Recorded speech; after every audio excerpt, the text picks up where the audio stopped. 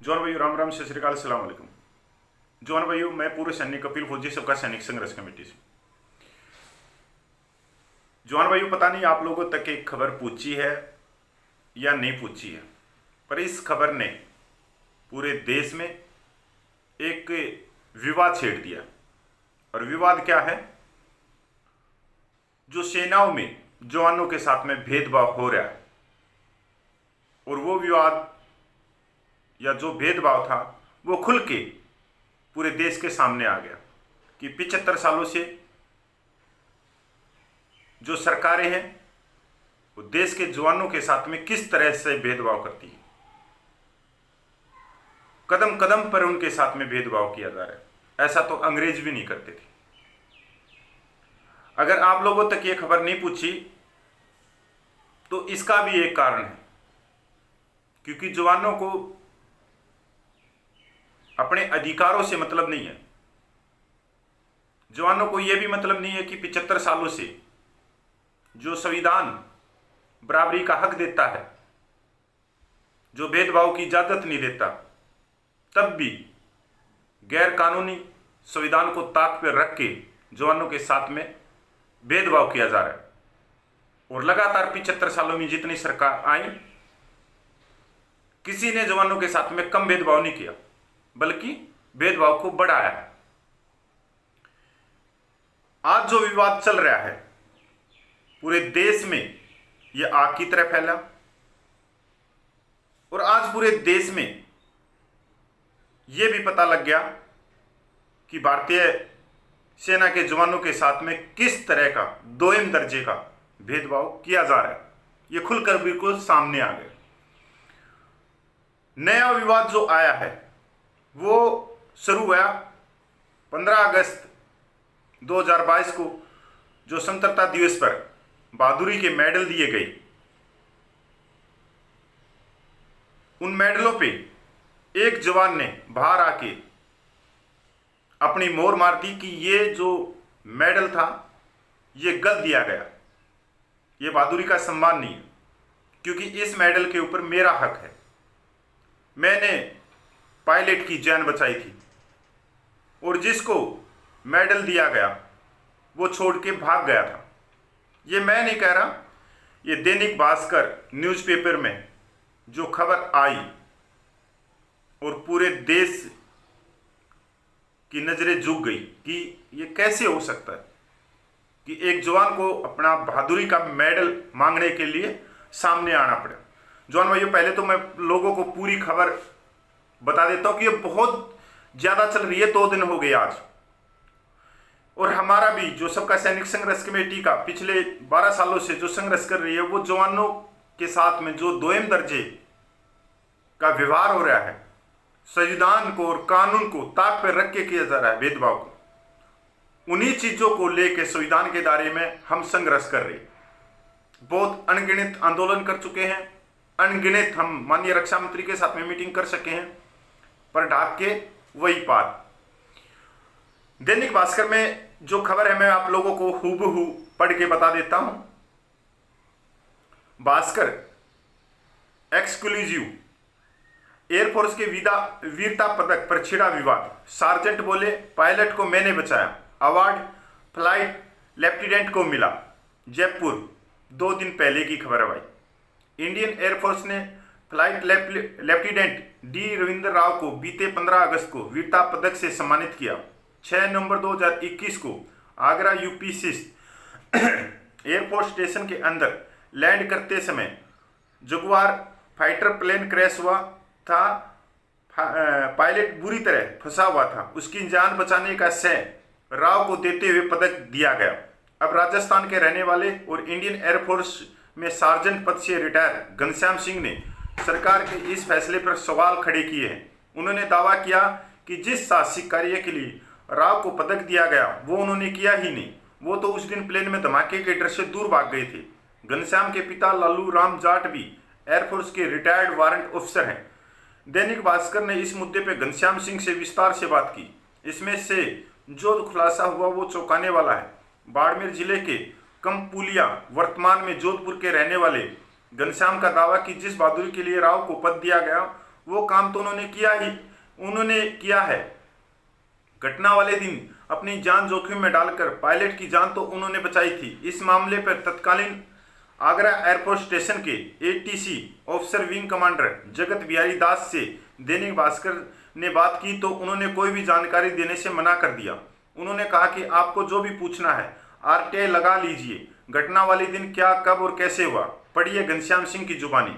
Air force में sergeant पद से 30 जून 2022 को रिटायर हुए राजस्थान के रहने वाले घनश्याम सिंह, उन्होंने वीरता पदक देने के फैसले पर ही सवाल खड़े कर दिए।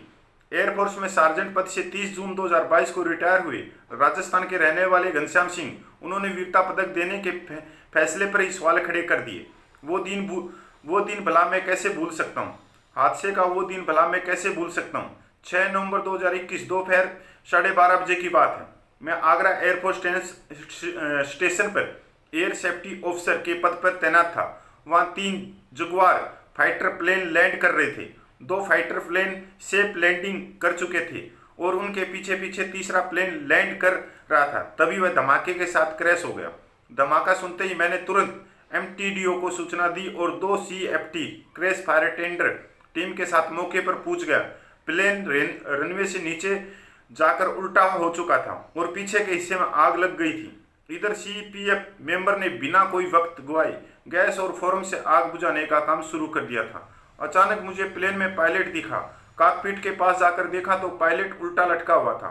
फौरन मैंने पायलट को हिम्मत दी। मैंने कहा, आप घबराइए मत, मैं आपको बचा लूंगा। मैंने देखा कि पायलट की इंजेक्शन सीट एक्टिव थी, इससे वहां विस्फोट का खतरा बन गया था। इसके बावजूद मैं उल्टे रैंक कर कॉकपिट में आधा घुस गया। तभी वहां flight lieutenant D Ravinder Rao भी पूछ गए थे, जो मेरी मदद करने का प्रयास कर रहे थे। इस बीच आग बुझाने के लिए इंजन पर छिड़का पानी और फोम गर्म हो गया और कॉकपिट के अंदर फंसे पायलट पे गिरने लगा।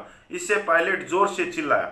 उसके चीखने से वहां विस्फोट के डर के चलते सभी सीएफटी मेंबर और flight lieutenant D Ravindra Rao घबराकर काफी पीछे चले गए, लेकिन मैं वहीं डटा रहा। कड़ी मशक्कत कर फंसे हुए पायलट के पैरों तक पहुंचा। उसके लेग रिस्टेनर और जी सूट के खुले हिस्सों को हटाते हुए सकुशल बाहर निकाल लाया। उसके बाद उसे एम्बुलेंस से फौरन हॉस्पिटल रवाना किया।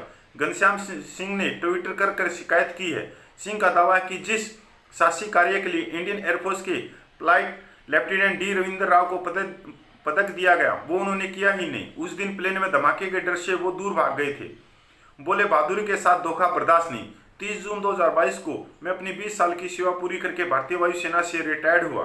17 अगस्त 2022 को मेरे एक मित्र ने इस साल स्वतंत्रता दिवस पर सम्मानित हुए गैलेंट्री अवार्डीज की लिस्ट व्हाट्सएप की लिस्ट में मैंने flight lieutenant D Ravindra Rao का नाम पढ़ा तो हैरान रह गया। जो कारनामा मेरा था उसका अवार्ड राव को दे दिया गया। यह देखकर बड़ा धक्का लगा। मुझे अवार्ड नहीं मिलने का दुख नहीं है, लेकिन अपनी बहादुरी के साथ ऐसा धोखा बर्दाश्त नहीं कर पा रहा। रक्षा मंत्रालय से लेकर एयरफोर्स के उच्च अधिकारियों तक भेजी गई शिकायत रिटायर्ड सार्जेंट ने साफ किया है कि कोर्ट ऑफ इंक्वायरी का स्टेटमेंट चेक कर लिया जाए। उसे स्पष्ट हो जाएगा कि किसने क्या किया था। कोर्ट ऑफ इंक्वायरी में मेरा ही स्टेटमेंट हादसे के बाद भारतीय वायुसेना की कोर्ट ऑफ इंक्वायरी में मैंने ही स्टेटमेंट दिया था। तभी सभी अधिकारियों ने मेरी तारीफ भी की। बाहर के यूनिट ऑफिसर ने पर्सनल नंबर पर मुझे बधाइयाँ भी दी। फ्लाइट लेफ्टिनेंट राव तो वहाँ 80% काम पूरा होने के बाद पूछे थे। मेरी एयरफोर्स और रक्षा मंत्रालय से मांग है कि उस दिन की कोर्ट ऑफ इंक्वायरी की स्टेटमेंट को निकाले और मेरे और फ्लाइट लेफ्टिनेंट राव के साइटेशन स्टेटमेंट को चेक कर ले। दूध का दूध, पानी का पानी हो जाएगा। सार्जेंट ने दैनिक भास्कर से अपना court of inquiry citation statement भी शेयर किया है।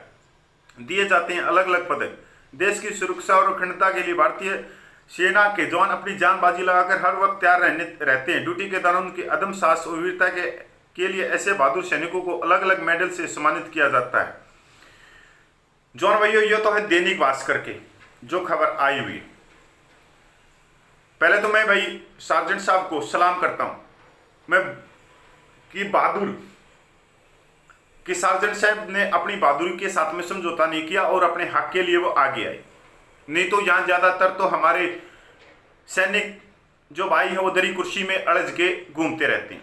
दूसरी बात, अगर सार्जेंट साहब को उस समय अधिकारियों ने बधाई दी, वो भी उनको भी सामने आना चाहिए। तीसरी बात, जिस पायलट की हमारे सार्जेंट घनश्याम ने जिनकी जान बचाई, तो उनका भी स्टेटमेंट एक सामने आना चाहिए कि जान बचाने वाला कौन था और किसको यह सम्मान मिलना था। जवान भाइयों, अब मैं आप लोगों को यह दिखाता हूं कि आप आराम से ये देखो जवान भाइयों, यह हमारे मांग पत्र हैं और आज से नहीं, हम पिछले 10-11 साल से भारत सरकार से मांग कर रहे हैं कि जो मेडल दिए जाते हैं,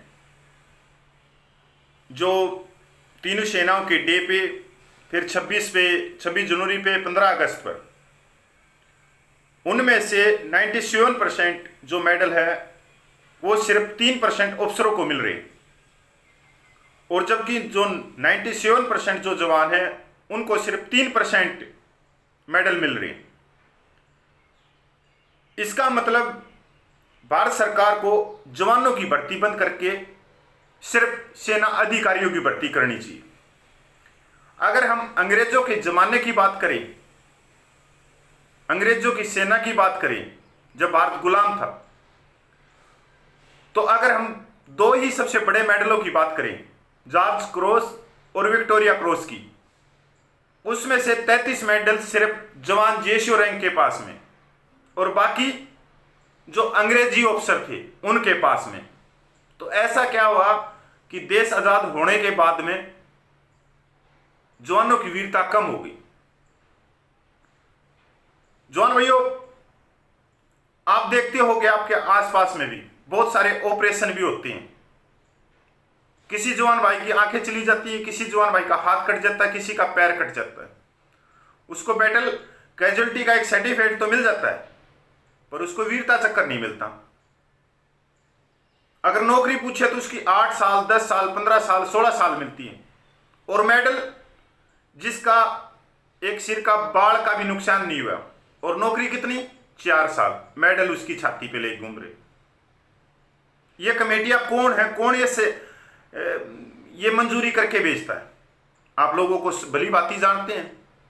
जवान भाइयों, ये जो मांग पत्र है मैं डिस्क्रिप्शन में डाल दूंगा, और जो दैनिक भास्कर का जो मैंने इससे पहले पढ़ के बताया था, मैं वो भी डिस्क्रिप्शन में लिंक डाल दूंगा। और आप लोगों से इतनी विनती करता हूं कि इस वीडियो को ज़्यादा से ज़्यादा शेयर करके भारत सरकार तक पहुंचाए। अगर भारत सरकार एक बार पूरे मेडलों की छानबीन करवा ले तो उसको पता लग जाएगा कि भारत सरकार किन को मेडल दे रही है। जिनके 2 पैर नहीं है, जिनके 2 हाथ नहीं है, जिनकी आंखें नहीं है, उनको मेडल ही नहीं है देश में। जो यो इसके बाद में भी हर एक में आता है। ये मैं क्योंकि मैं बाहर हूं, तो मैं 2019 का एक मांग पत्र हम पहले से ही आप लोगों को जगाने की कोशिश कर रहे हैं। पर चलो, मैं घनश्याम भाई का धन्यवाद करता हूं। हम तो ये बहुत पहले से इन चीज़ों को उठा रहे हैं, पर यहाँ फौजी आने के बाद में वो अपने मेडल का कोई हक नहीं मांगते, अपनी बहादुरी का हक नहीं मांगते। तो भाई इसलिए ये अंधा खाता चल रहा है। पर आप आए, आपने जवानों को जागरूक करते हुए भारत सरकार की भी एक आंखें खोलने का काम किया। आपको सलूट है कि भारत सरकार भी सोचने को मजबूर हो और देखे कि अंग्रेजों के जमाने में जवानों को कितने मेडल मिलते थे और अंग्रेजों के बाद आजाद भारत में जवानों को कितने मिलते हैं। तो मैं ये मांग पत्र आप लोगों को पढ़ के बता देता हूं, 2 ज्यादा नहीं है। ये 28/5/2019 को माननीय राष्ट्रपति, माननीय प्रधानमंत्री, माननीय रक्षा मंत्री को लिखा गया सबका सैनिक संघर्ष कमेटी की तरफ से। विषय सेना में बहादुरी मेडलों में जवानों के साथ हो रहे भेदभाव के खिलाफ विरोध पत्र। श्रीमान प्रधानमंत्री जी, निवेदन की हमारी सबका सैनिक संघर्ष कमेटी पंजाब, हरियाणा, दिल्ली, उत्तर प्रदेश तथा मध्य प्रदेश पिछले 9 सालों से जवानों के हकों के लिए संघर्ष करिए, जिसके लिए हम सैकड़ों बार हाईवे, रेलवे लाइन पर बैठकर जाम करके प्रदर्शन तथा दिल्ली में अनिश्चितकालीन भूख हड़ताल आदि प्रदर्शन कर चुके हैं। और सेना ऑफिसर द्वारा जवानों के साथ किए जा रहे गलत व्यवहार, भेदभाव तथा तानाशाही रवैये के लिए मांग पत्र भेजकर केंद्र सरकार को आग्रह करते रहते हैं। और अनगिनत हम जो मीटिंग है वो माननीय रक्षा मंत्रियों के साथ भी कर चुके। श्रीमान प्रधानमंत्री जी, हमारी सबका सैनिक संघर्ष कमेटी पिछले 9 सालों से लगातार केंद्र सरकार को मांग पत्र भेजकर जवानों के साथ बहादुरी के मेडलों में हो रहे भेदभाव को समाप्त करने की मांग करती रही है। लेकिन हमें बहुत अफसोस के साथ कहना पड़ रहा है कि केंद्र सरकार चाहे कांग्रेस की हो या भाजपा की, दोनों ने जवानों के साथ हो रही भेदभाव को खत्म करने के लिए कोई कोशिश नहीं की है। श्रीमान प्रधानमंत्री जी, मान लीजिए जम्मू कश्मीर में आतंकवादियों के साथ मुठभेड़ में 4 जवान शहीद हो जाते हैं और 4 जवान जख्मी हो जाते हैं और 4 आतंकवादी मारे जाते हैं, तो बहादुरी का मेडल न तो 4 जवान शहीद को मिलते हैं और उनको नहीं मिलता है, और न ही जो 4 जवान जख्मी हुए उन्हें दिया जाता है, बल्कि बहादुरी का मेडल दिया जाता है ऐसे ऑफिसर को जिसको मुठभेड़ में एक खरोच तक नहीं आई। यही तो मैं बता रहा था अभी, खरोच तक नहीं आई। मुठभेड़ में जो जवान शहीद हुए, जो जख्मी हुए, क्या वह कायरता के कारण शहीद जख्मी हुए थे? Question mark. हम ये माननीय प्रधानमंत्री से क्वेश्चन पूछ रहे हैं भाई इसमें। और अगर वह बहादुरी के साथ लड़ते हुए शहीद और जख्मी हुए थे, तो फिर उन्हें बहादुरी के मेडल क्यों नहीं मिले?